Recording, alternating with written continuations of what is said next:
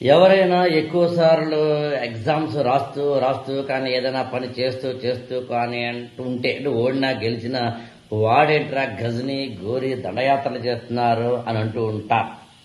నిజానికి భారతదేశ చరిత్రలో అత్యంత విషాదకరమైన క్రూరమైన హింసాత్మకమైన ఘట్టాల్లో ఈ దేశపు చరిత్ర మీద ఈ దేశపు ఆత్మ మీద జరిగిన దాడుల్లో భయంకరమైన బాధాకరమైన వాటిల్లో గజనీ కానీ లేకపోతే ఘోరీ కానీ దండయాత్రలు.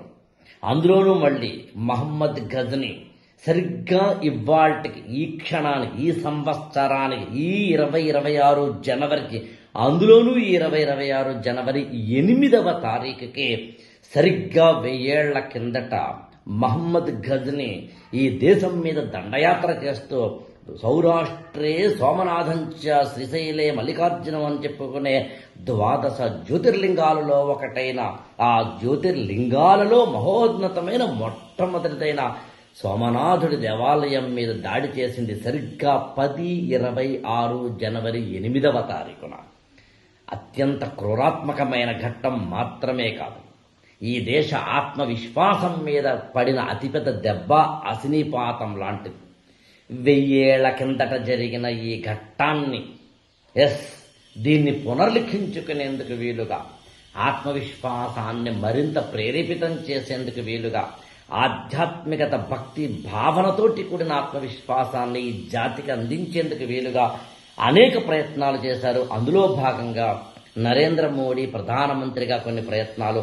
ఇవాళ దాదాపు అన్ని పత్రికల్లోనూ ఆయన స్వయంగా రాసిన వ్యాసం ఒకటి రావడం జరిగింది.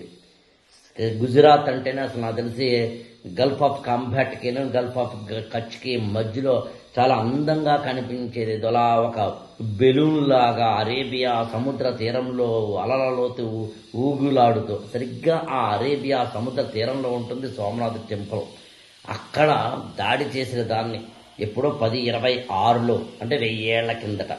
ఇవాళ దాదాపుగా భారతదేశానికి స్వాతంత్ర్యం వచ్చిన తరువాత ఇంకొంచెం ఈ గుడిని మరింతగా అంటే రీబిల్డింగ్ రీమోడలింగ్ లాంటి పదాలు ఏం వాడినా బాబు రాజేంద్ర ప్రసాద్ భారత ప్రథమ రాష్ట్రపతి మొదలుకొని సర్దార్ వల్లభాయ్ పటేల్ మొదలుకొని అనేక మంది ఈ యొక్క ఆ మాటకు వస్తే భారతదేశానికి స్వాతంత్రం రావడానికి ముందు కూడా అహల్యాబాయి హోల్కర్ లాంటి వాళ్ళు కానీ ముఖ్యంగా స్వామి వివేకానంద లాంటి వారు కానీ ఇక్కడ జరిగిన ఆ అవమానాలన్నీ క్రూరమైన సంఘటనని జాతికి చెప్పిన సందర్భాలు ఉన్నాయి. అంత మాత్రమే కాదు, కే మున్షి రాసిన ఒక book Somnath the shrine eternal అనే ఆ పుస్తకంలో అసలు ఎలా ఈ మొత్తం దీనికి సంబంధించిన అనేక రూపాలు ఆర్థికంగా సామాజికంగా రాజకీయంగా మతపరమైన భక్తిపరమైన ఆధ్యాత్మిక పరమైన ఆర్థిక పరమైన కేవలం ఒక టెంపుల్ని టెంపుల్గా మాత్రమే భారతదేశంలో చూడం. ఒక టెంపుల్ నిర్మాణం వెనకాల అనేకమైన రంగాల తాలూకు కలయిక ఉంటుంది.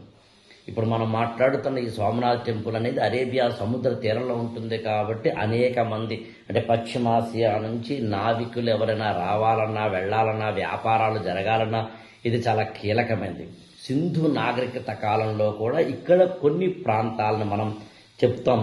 దీని గురించి దగ్గరగా ఉండే పోర్బందర్ నుంచే యాక్చువల్గా గాంధీజీకి సంబంధించిన ఉద్యమాలు కానీ మొత్తం మీద ఇవాళ ఆ టెంపుల్కి సంబంధించిన దాని మీద దాడికి సంబంధించిన ఈ దేశపు ప్రధానమంత్రి స్వయంగా ఆర్టికల్ రాయడం అనేది ఒక ఎత్తైతే, సోమలింగం నరో దృష్ట్వా సర్వపాపై ప్రముచ్యతే లభతే ఫలం మనోవాంఛితం మృద స్వర్గం సమాశ్రయతే అన్నారు.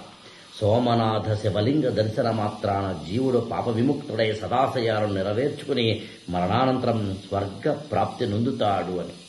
ఇలాంటిది యాక్చువల్గా శ్రీశైల శిఖరం దృష్ట్వా పునర్జన్మ నవిద్యతే అంటారు. యాక్చువల్గా మనకి సౌరాష్ట్రే సోమనాథంచే తర్వాత శ్రీశైలే మల్లికార్జునం అంటూ మనకి 12 జ్యోతిర్లింగాల్లో వస్తుంది. కాబట్టి ఏది ఏమైనా ఒక టెంపుల్కి సంబంధించి కేవలం ఒక మతానికో లేదా ఒక వర్గానికో మాత్రమే చూసేది కాదు.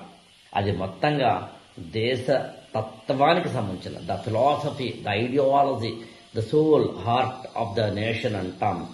అలాంటి టెంపుల్కి సంబంధించిన విశేషాలను మనకి ఇందులో రాయడం అనేది మనకి భారత ప్రధాని అందించిన ఒక ఆర్టికల్. చదివితే చాలా విషయాలు తెలుస్తాయి. ఐఏఎస్ ఫర్ ఆల్ ఛానల్ని సబ్స్క్రైబ్ చేసుకోండి, లైక్ చేయండి, షేర్ చేయండి.